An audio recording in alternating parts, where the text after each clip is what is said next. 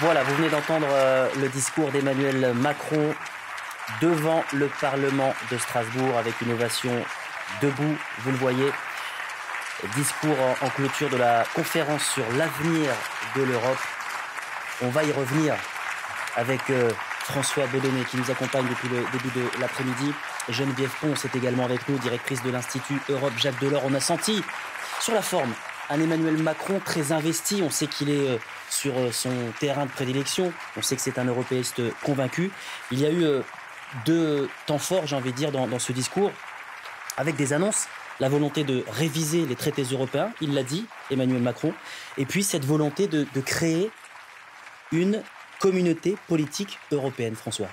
Oui, alors c'était un petit peu, je dirais, dans les tuyaux depuis quelques jours et quelques semaines. Cette communauté politique européenne, si j'ai bien compris ce que le président de la République a dit, serait une sorte d'Europe au-dessus de l'Europe, ou autour en tout cas de l'Union européenne à 27, à laquelle pourrait par exemple adhérer l'Ukraine, parce qu'il a expliqué, et c'est vrai que l'adhésion de l'Ukraine, même si on veut accélérer les choses, ça prendra de toute façon plusieurs années, il a même dit plusieurs décennies, et c'est exact, ça prend beaucoup de temps. Donc ça pourrait permettre à des pays comme l'Ukraine, la Moldavie, la Géorgie, également aux pays des Balkans qui veulent entrer dans l'Europe, ils pourraient rejoindre cette communauté politique européenne et ne pas être quand même dans l'Union européenne, parce qu'on sait que ça prend beaucoup de temps, qu'il y a des critères auxquels il faut répondre. Et donc, voilà, ça agrandirait l'Europe, ce serait vraisemblablement, il n'a pas cité ce chiffre, mais on peut imaginer que ça serait finalement une Europe à 36, en gros, parce que si on prend les pays candidats, on arrive à peu près à 36 membres. Donc c'est cette idée. Alors après, ça peut vraisemblablement se faire, parce que ça ne demande pas grand-chose. Là, hein, ça peut être des réunions supplémentaires qui peuvent se tenir à Bruxelles. Ça ne demande pas une modification, pour le coup, une modification des traités. Et donc c'est une proposition qu'a faite Emmanuel Macron il y a quelques minutes. Réflexion, ce sont les mots d'Emmanuel Macron dans le cadre d'une réflexion historique sur l'organisation de notre continent. Geneviève Ponce, il y a toujours cette volonté de la part d'Emmanuel Macron d'aller plus loin dans la construction européenne. Oui, c'est un grand Européen, et comme il l'a dit justement, le fait qu'il était réélu est un engagement de la majorité des Français derrière cette idée européenne, car il a été le seul à la porter clairement dans ce débat des présidentielles. Donc c'est un grand Européen, ça a joué certainement d'ailleurs dans le vote en sa faveur, et il a une vision. Il est clair que face à la situation ukrainienne et à la possibilité que l'agressivité russe s'étende à d'autres États riverains comme frontaliers de l'Europe, comme la Moldavie, cette situation impose une réflexion sur ce qui ne peut pas être, il l'a très bien dit, un élargissement, car ça prendra beaucoup de temps.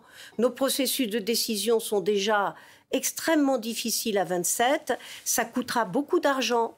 Donc il faut imaginer quelque chose d'autre. Et il faut imaginer quelque chose d'autre en regardant la réalité, en regardant de quoi les Ukrainiens ont besoin. Alors ils auront besoin bien entendu de reconstruction, ils auront besoin d'infrastructures. Si on veut créer cette Europe-là, il va falloir commencer par ça, par créer ces infrastructures qui sont autant de possibilités pour eux de recommencer, de renaître, mais aussi de créer des liens avec nous. Donc il y aura l'énergie, il y aura les transports, il y aura aussi l'éducation, bien entendu. Et donc cette idée d'avoir des échanges étudiants, qui est une très bonne idée, c'est quelque chose qui permet de commencer par la culture. Donc je crois qu'il y a une idée qui est une idée qui est un peu dictée par les événements et par la nécessité d'y répondre de la façon la plus convenable possible et sans chercher l'impossible qui est précisément l'élargissement maintenant. Avant de reprendre le fil de ce débrief du discours d'Emmanuel Macron, on accueille Sophie Neumeyer. Bonjour. Bonjour. Notre spécialiste police-justice. Dans l'affaire des emplois fictifs, on l'a appris il y a quelques minutes, peine allégée pour François Fillon. Oui, en effet, une peine moins lourde qu'en première instance, moins lourde même que les réquisitions du parquet général. L'ancien Premier ministre est condamné à 4 ans de prison, dont 1 an ferme, peine qu'il pourra effectuer sous bracelet électronique. Une peine également assortie de 375 000 € d'amende et de 10 ans d'inéligibilité. Son épouse, elle, écope de 2 ans de prison avec sursis, également une amende de 375 000 €. Au cours de ce procès en appel, je vous rappelle que tout comme en première instance, François Fillon et son épouse n'ont eu de cesse de contester toute forme d'emploi fictif. Mon épouse a travaillé à mes côtés, c'est incontestable, avait-il martelé, dénonçant une enquête à charge. La justice s'est donc prononcée pour la 2e fois en faveur de sa culpabilité. Reste que François Fillon et son épouse peuvent se pourvoir en cassation. Leurs avocats n'ont pas encore répondu à nos sollicitations. Merci beaucoup, Sophie. On va revenir sur le discours d'Emmanuel Macron il y a quelques minutes devant le Parlement européen en clôture de la conférence sur l'avenir de l'Europe. Emmanuel Macron qui s'est dit favorable à une révision des traités. On l'écoute. Je vous le dis, favorable à cette réforme institutionnelle et je souhaiterais que nous en discutions avec l'audace et la liberté nécessaires dès le Conseil européen du mois de juin. Ceci supposera d'avancer pour plus de simplicité. Nous connaissons la voie, c'est-à-dire avancer en continuant de généraliser le vote à la majorité qualifiée dans nos décisions pour nos principales politiques publiques. Aller vers plus de simplicité, c'est donc ce qu'a dit Emmanuel Macron. Derrière cette idée de réformer les textes, il y aura donc une convention pour réviser les traités. Il approuve en ce sens une proposition du Parlement européen, François. Derrière cette idée, il y a la volonté d'aller de la décision à l'unanimité vers une majorité qualifiée, c'est ça? Oui, ça peut être une partie, effectivement, de la révision des traités. Et en ce sens, vous l'avez dit, il donne raison au Parlement européen, mais il donne aussi également raison aux citoyens européens, parce qu'il ne faut pas oublier que c'était quand même la clôture de cette conférence sur l'avenir de l'Europe, où des citoyens européens se sont mobilisés depuis 1 an. Alors, après... vraisemblablement, ça va être long, là encore, parce qu'on passe d'une conférence sur l'avenir de l'Europe à une convention. C'est ce qu'il a dit. Il appelle de ses voeux la création d'une convention sur la modification des traités européens. Bon, alors on sait pas exactement, on sait quand ça commence une convention, on ne sait pas quand ça se termine et sur quoi exactement ça va aboutir. Mais en tout cas, le président de la République a voulu dire qu'il avait entendu les souhaits de modification des traités et que, comme la présidente de la Commission européenne quelques minutes plus tôt, il était également d'accord pour que ça se produise. Geneviève Pons, modifier cette sacro-sainte unanimité des 27 pour prendre une décision, est-ce que c'est jouable ? Il faut certainement essayer. Il ne faut pas partir battu, mais il faut savoir, comme je crois nous l'avons dit tout à l'heure, que c'est à l'unanimité que l'on décidera de l'abandonner. Et on sait déjà que certains États y seront très réticents. Mais il y a des réponses à ça. Et parmi les réponses que Emmanuel Macron a données, il y en a une qui est très intéressante, c'est celle des différenciations. Ne pas craindre les différenciations et les avant-gardes, comme on l'a fait pour l'euro, comme on l'a fait pour Schengen. Après, il donne un certain nombre d'indications sur la façon dont ces différenciations doivent fonctionner, qui n'est pas la façon actuelle. Il faut que ce soit réellement un club, certes ouvert, mais qui se réunit entre ses membres. Donc voilà, ça c'est une réponse qui peut être intéressante pour aller vers davantage de progrès dans des domaines qui sont bloqués actuellement par les règles d'unanimité. Mais j'ai retenu, moi, 4 points dans ce qu'il a dit. Il a commencé par dire, certes, une convention sur la révision des traités, mais il faut savoir pourquoi faire. Et là, il a dit 4 choses. Donc la dernière qu'il a dite concerne ces différenciations. Les 3 précédentes sont effectivement le vote à la majorité qualifiée, dont on vient de parler, mais il y en a 2 autres qui sont très intéressantes aussi, c'est clarifier nos objectifs et continuer les innovations démocratiques.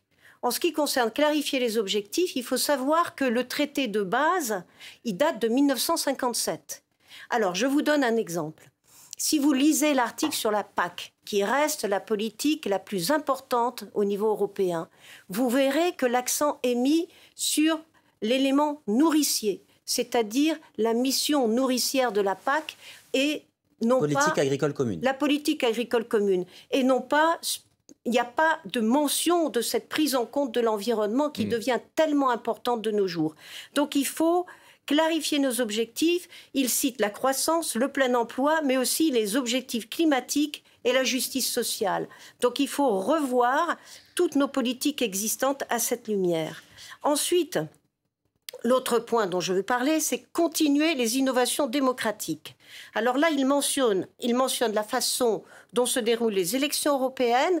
Il y a un projet sur la table qui est très intéressant, qui est celui des listes transnationales, qui permettent aux Européens de voter non plus chacun dans son coin, mais tous ensemble. Projet qu'il avait déjà porté d'ailleurs. Voilà. Ça n'avait pas abouti. Exactement. Ensuite, vous avez la question de la désignation des représentants. C'est ce qu'on avait appelé, d'un terme qui sonne pas trop bien en français, les Spitzenkandidaten, c'est-à-dire ceux qui sont à la tête d'un parti européen. Et là, c'est aussi une façon, ça va avec les listes transnationales, c'est aussi une façon de créer une véritable démocratie européenne. Et enfin, il y a la question du droit d'initiative du Parlement européen qui justifie de la part du Parlement européen, je dirais, l'une des grandes justifications de la demande du Parlement européen pour une révision des traités. Donner plus de poids au Parlement européen dans la création de lois, alors que c'est la Commission européenne qui, jusqu'à maintenant, a la main. Le monopole de l'initiative, oui. Je voudrais qu'on revienne, François, sur l'autre temps fort de ce discours. Emmanuel Macron qui appelle de ses voeux la création d'une communauté politique européenne, une sorte de confédération européenne. Il a rappelé d'ailleurs que c'était une idée de François Mitterrand à la fin des années 80. Ce serait aussi dans cette optique l'idée d'intégrer dans cette grande communauté l'Ukraine, par exemple. Alors l'Ukraine, effectivement, la Moldavie, la Géorgie, mais par exemple aussi, alors il n'a pas nommément cité, mais ça pourrait par exemple être le Royaume-Uni aussi. Il a dit par exemple des pays qui ont quitté. Oui. Et on a pensé au Royaume-Uni directement. Mais ça pourrait être intéressant parce que ça serait une façon, d'une certaine façon, de faire revenir le Royaume-Uni dans le jeu européen. Après, il faut voir si Londres est d'accord. Ça, c'est un autre problème. Et puis moi, ce que je trouve intéressant, c'est le nom. Je ne sais pas si ça sera le nom qui sera au final conservé, mais la communauté politique européenne, évidemment, ça nous fait penser à la communauté économique européenne. La CE, qui était le nom précédent de l'Union européenne qu'on a aujourd'hui. Et ça veut bien dire qu'en fait, je crois qu'Emmanuel Macron a compris que l'aspect économique ne peut pas suffire, en fait, aujourd'hui. On le voit avec l'Ukraine, il faut qu'il y ait des décisions qui soient prises sur le plan politique, en particulier évidemment de politique étrangère. Et c'est pour ça, je crois que ce nom de communauté politique européenne est important. Il y a le sentiment que l'Europe, plus large que les 27, peut prendre des décisions en commun, peut avoir une vision commune, et ce serait donc dans le cadre de cette communauté politique européenne. Il y a eu évidemment également un hommage appuyé, un soutien appuyé à l'Ukraine. Nos frères ukrainiens, ce sont les mots forts employés par Emmanuel Macron quand il a évoqué la situation en Ukraine. Et c'est vrai que ce discours faisait également écho à celui de Vladimir Poutine. Il y avait 9 mai aujourd'hui qui se faisaient face, Geneviève Ponce. Ce discours, c'était également une riposte à Vladimir Poutine avec un choc des modèles. Ben oui, très clairement. Et ce choc, je crois que pour l'immense majorité des Européens, est un clair plaidoyer en faveur de l'Europe. Nous avons d'un côté un discours guerrier et triomphant et ignorant des souffrances énormes qui sont causées à ce pays. Et puis, il y a de l'autre côté le discours de l'ouverture, de la démocratie, qui est celui de l'Europe, et qui est en plus une Europe accueillante, et accueillante notamment vis-à-vis de ce pays martyrisé. Alors, vous venez de l'évoquer, la Russie commémore aujourd'hui la victoire contre l'Allemagne nazie. Dans son traditionnel discours en marge du défilé militaire, Vladimir Poutine a une nouvelle fois rejeté sur les Occidentaux la responsabilité de la guerre en Ukraine. Nous avons répondu, dit-il, à une menace inacceptable. Florent Boutet, et on en parle juste après. Les drapeaux russes et soviétiques portés en triomphe au cœur de Moscou. Symbole tout autant de la victoire de l'armée rouge face à l'Allemagne nazie en 1945 que des velléités du Kremlin de reconquérir en Ukraine les territoires perdus depuis la chute de l'URSS. Une parade militaire voulue comme une démonstration de force, faite pour justifier une nouvelle fois la guerre avec Kiev, face aux soi-disant menaces qui auraient plané sur la Russie. L'Occident n'a pas voulu nous entendre. Cela veut dire qu'il chérissait d'autres projets. Et nous l'avons constaté. Il se préparait ouvertement à une opération de représailles dans le Donbass et en Crimée. À Kiev, on parlait de possibles armes nucléaires. L'OTAN se rapprochait aussi de nos territoires. Ainsi, petit à petit, une menace inadmissible planait de plus en plus au-dessus de nos frontières.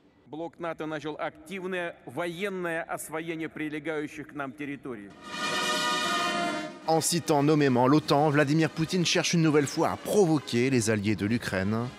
Le défilé a ensuite mis en scène des milliers de soldats à l'unisson, mais surtout des chars, des blindés et des missiles capables de viser pour certains non seulement l'Ukraine, mais potentiellement aussi les pays membres de l'Alliance Atlantique.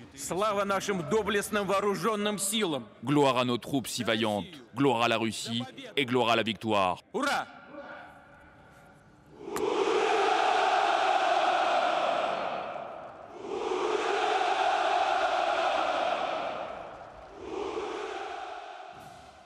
François, démonstration de force. On a l'habitude de ces images chaque 9 mai du défilé militaire russe, mais forcément cette année, cette démonstration de force prend une dimension particulière et Vladimir Poutine qui reprend, on va dire, son vocabulaire habituel contre l'Union européenne et l'OTAN. Absolument, il a renversé, je dirais, la situation. Il réécrit l'histoire qui est en train de se jouer d'ailleurs, puisqu'il dit en fait, c'est pas nous qui avons attaqué, où on a attaqué parce que on avait des informations selon lesquelles, l'Ukraine était en train de préparer une arme atomique et que on allait être attaqué dans le Donbass. Et donc on a nous-mêmes, la Russie a attaqué de manière préventive. Et effectivement, c'est vrai que c'est extrêmement marquant quand on regarde ces images. Après avoir vu les images du Parlement européen, ces images qui sont évidemment extrêmement guerrières à Moscou et au contraire tournées vers la démocratie, des images de paix à Strasbourg. L'Élysée qui évoque même, je cite, un révisionnisme historique de Vladimir Poutine lors de son discours ce matin. Agenda européen serré aujourd'hui pour Emmanuel Macron puisqu'il est attendu à Berlin en fin d'après-midi. Il réserve, c'est la tradition, son premier déplacement post-élection à l'Allemagne. On retrouve Laurent Desbonnets, notre correspondant à Berlin. C'est une tradition qui remonte à 2007 et Nicolas Sarkozy, pour le président français, d'effectuer son premier déplacement à l'étranger de son mandat ici à Berlin. Mais cette fois, évidemment, la portée symbolique est particulièrement forte dans le contexte de la guerre en Ukraine. Un symbole mis en avant par l'Élysée. Selon la présidence française, il y a bien en ce 9 mai 2 modèles différents qui s'affichent face à face. D'un côté, la démonstration de force à Moscou et de l'autre, l'unité des démocratie européenne. C'est donc une image d'unité qu'on verra beaucoup ce soir entre Olaf Scholz et Emmanuel Macron. Et il y a bien sûr des divergences, des sujets à discuter, notamment le niveau des sanctions face à la Russie. L'Allemagne est beaucoup plus dépendante que la France au gaz russe, par exemple. Des questions d'armement aussi. L'Allemagne vient de commander des avions de chasse F-35 américains, alors qu'il existe un projet d'avion de chasse européen. Tout cela fera donc l'objet de discussions ce soir lors du dîner de travail qui est organisé à la chancellerie, tout comme également les questions européennes. Emmanuel Macron met en avant de plus en plus l'idée d'une souveraineté européenne. C'est un concept qui, ces dernières années et ces derniers mois, n'a pas trouvé beaucoup d'écho ici en Allemagne. Geneviève Pons, Emmanuel Macron est donc à Berlin en fin d'après-midi pour une nouvelle fois exprimer sa confiance dans la solidité du couple franco-allemand comme moteur de l'Europe. Oui, alors c'est ça, et c'est pas seulement de la confiance, c'est réellement, ça s'est trouvé, c'est réellement le moteur de cette construction. Les progrès en Europe sont faits lorsque l'on arrive à un accord entre ces deux grands États. Et ça a été tout particulièrement le cas ces dernières années. Maintenant, c'est vrai qu'il y a des différences de situation entre ces deux États, il y a des différences historiques, et ces différences historiques justifient en effet des divergences de point de vue, à la fois sur les sanctions, parce que la dépendance allemande, notamment au gaz russe, est beaucoup plus importante que la dépendance française. Donc ça conduit les Allemands, pour des raisons évidentes, à être plus réticents sur les sanctions. Il y a aussi la question de défense. il y a toujours le traumatisme allemand de la Deuxième Guerre mondiale et cette grande difficulté à s'envisager comme une puissance de sécurité. Il y a eu un mouvement qui a été fait avec le discours du 27 février d'Olaf Scholz et avec la décision de doubler le budget allemand de la défense. Mais depuis, on n'a pas vu grand-chose. Sans doute parce que l'Allemagne a été absorbée par sa difficulté à faire face aux sanctions vis-à-vis de l'Ukraine dans tous les domaines, et notamment le pétrole et le gaz. François, il faut relancer aussi ce couple franco-allemand parce qu'on ne travaille plus avec Angela Merkel. C'est désormais Olaf Scholz qui est aux manettes avec un nouveau gouvernement. Et ce qui est intéressant, c'est que des deux côtés de la frontière, eh bien, vous avez Emmanuel Macron et Olaf Scholz qui sont tous les deux en début de mandat maintenant. Hein, dans les semaines passées, ce n'était pas le cas. Emmanuel Macron était en fin de mandat. On ne savait pas exactement ce qui allait se passer. Là, du côté français comme du côté allemand, c'est quelque chose de nouveau qui est en train de se créer, qui est en train de démarrer. D'ailleurs, c'est aussi la nouveauté qui a été dans le discours tout à l'heure de Emmanuel Macron, parce que tout ce qu'il a annoncé, tous ses souhaits, par exemple sur la révision des traités, sur la communauté politique européenne, c'est quelque chose qui malgré tout va prendre du temps. Et en fait, aujourd'hui, finalement, il a plutôt ouvert des portes. Voilà, il s'est plutôt projeté dans l'avenir, et c'est aussi ce qu'il fera ce soir à Berlin avec Olaf Scholz. Merci beaucoup à tous les deux Merci pour cette analyse après le discours d'Emmanuel Macron à Strasbourg.